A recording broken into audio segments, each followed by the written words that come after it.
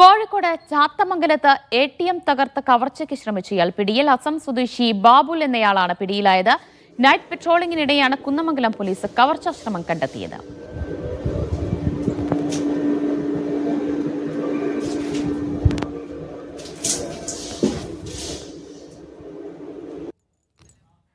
സലാം മുഹമ്മദ് വിവരങ്ങൾ നൽകും. സലാം, പണം നഷ്ടപ്പെട്ടിട്ടില്ലല്ലോ?